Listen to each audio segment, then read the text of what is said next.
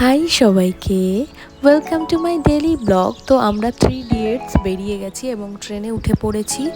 তো তারপর মেট্রোতে চলে এলাম। তো আমরা কোথায় যাচ্ছি অ্যান্ড কার সাথে দেখা হয়েছিল শেষ পর্যন্ত যদি ব্লগটা তোমরা না দেখো তাহলে কিন্তু জানতেই পারবে না, একটা দারুণ ব্যাপার হয়েছে।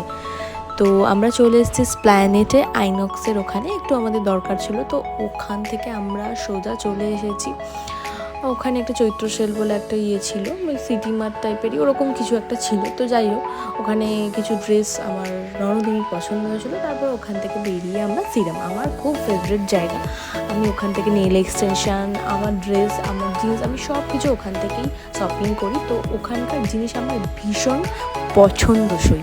তো আমার ননদিনীকে বললাম তো তুমি এখান থেকে ট্রাই করতে পারো। তো ও ঘুরতে যাবে বলেই বেসিক্যালি আমরা স্প্ল্যানেটে গেছিলাম, ওর কিছু শপিং ছিল। তো তারপরে আমাদের সাথে একটা মজার জিনিস ঘটে, তো সেটা দেখো। এবং সিরিয়াসলি আমি অনেকবার গেছি, দেখেছি, বাট কখনো ট্রাই করা হয়নি, কারণ একা গেছি, শপিং করতে গেছি, তো সময় হয়ে ওঠেনি। তো কালকে যেহেতু আমরা একটু আউটিংয়েই বেরিয়েছিলাম, তো আমি বললাম যে এটা করাই যেতে পারে। তো আমি নেচেছিলাম। তারপর যা হলো, মানে সিরিয়াসলি আমার তো যা হচ্ছিল, মানে আমি এই ধরনের ফিলিংস না আমি নিতে পারি না। তো তার উপরে মানে পাটা দিতে না দিতে যেন মাছগুলো আমাদের খাবলে খাবলে খেয়ে নিচ্ছিল। তো এরকমই ফিলিংস আসছিলো। তো ওখানকার ওনার আমাকে বারবার বলছিল যে পা দিতে হবে, পা রাখতে হবে, বাট ওই ফিলিংসটা না জাস্ট যারা করবে তারাই বুঝতে পারবে যে কেমন, মানে পা যেন রাখতে পারছি না, এরকম একটা ব্যাপার। তো বারবার উনি এসে বলছে তাহলে কিন্তু হবে না, তাহলে কিন্তু হবে না। তো বললাম না হোক, আমি পারছি না, আমি চেষ্টা করছি। তো যাই হোক, তারপরে আমাদের ছোট্ট বোন, এটা আমাদের, তো বোনের রিয়াকশান বলছে আমি পারছি না, আমি বলেছিলাম আমি করব না। তো ভিডিও করছিলাম বলে ও সেই রিয়াকশানটা দেখাতে পারছিল না। যাই হোক, তো উনি আবার আমাদের একটু ভিডিও করে দিলেন। তো আমি তো জাস্ট পাটাকে পায়ের উপরে দিয়ে রেখেছিলাম, মানে আমার যা হচ্ছে মানে বলার কথা না।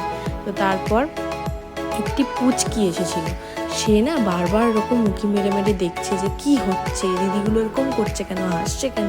তো ওর মধ্যে অনেক হয়তো প্রশ্ন, ওই যে দেখো পুচকিটা, অনেক প্রশ্ন।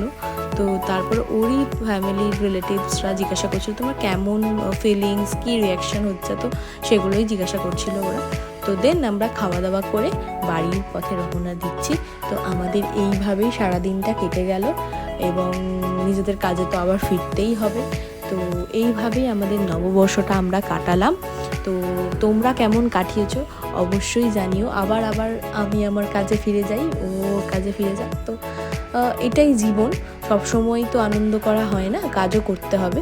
তো যাই হোক, আমাদের ড্রেসটা কেমন ছিল সেটা কিন্তু তোমাদের জানাতে হবে। আমরা তিনজনেই একই ড্রেস পরেছিলাম, শান্তিনিকেতনের এই কুর্তিগুলো কিন্তু শান্তিনিকেতনের, খুব সুন্দর এবং খুব সফট, গরমের জন্য একদমই পারফেক্ট। তো এইভাবে আমরা মজা করে আনন্দ করে কাটাই। তো আমরা 3 ইডিয়টস একসাথে থাকলে ভীষণ মজা করি।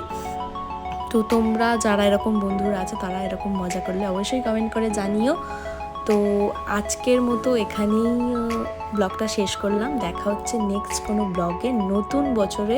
সবাই খুব ভালো থেকো, নতুন নতুন কাজ তোমাদের সামনে আনছি এবং সাথে থাকলে আরও অনেক কাজ তোমাদেরকে দেখাবো। তো এইভাবে আমাদের পুরো দিনটা শেষ হলো এবং শেষে কিন্তু দেখতে হবে কি হয়েছিল আমাদের সাথে, একটা দারুণ ব্যাপার হয়েছে, সেটা দেখো। তো ফাইনালি দেখে নাও, সুনীল নারিন আমাদের KKR টিমের ভীষণ ভালো খেলোয়াড়, তো ভীষণ খেলেও ভালো। তো যাই হোক, এটাই ছিল। টাটা, বাই বাই, সবাই খুব ভালো থেকো, সুস্থ থেকো।